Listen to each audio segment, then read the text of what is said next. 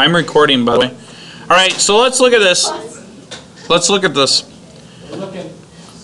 We have a function. This is a piecewise function. I've put the graph on the screen. This is a piecewise function. It's a goofy looking function, but a function nonetheless. And we're asked to take a bunch of limits. So the first limit is, what is the limit? Does not exist. What is the limit as x approaches 0? Okay? Now, but which way is it coming from? On the right, is it a plus? Yeah, it's a plus. I'll zoom in so you can see it a little better. Right? It's a plus. So that means it's one-sided.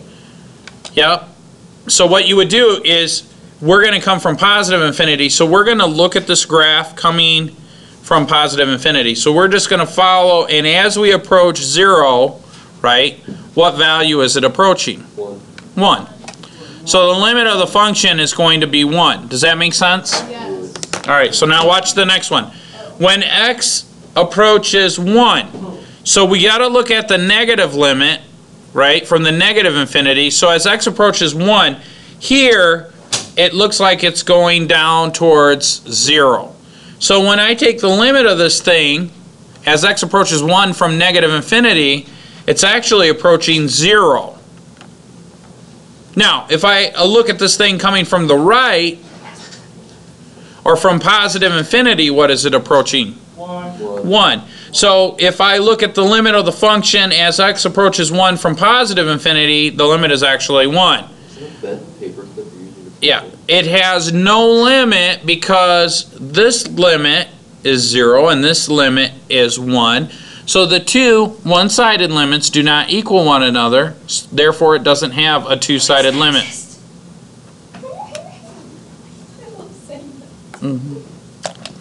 I'm going to play this video for your parents and ask them, why do I have to tolerate this when I'm trying to teach students? When x is approaching 2, we do the same thing. We're going to look at it from the left-hand side.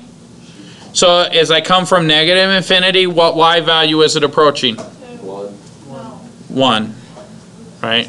2 is what we're approaching when x approaches 2, but we're looking at the y value, so it's approaching 1. Why is it approaching 1 if it's already at 1? Well, if it's already there, then it's approaching it. No, it's not. It's there.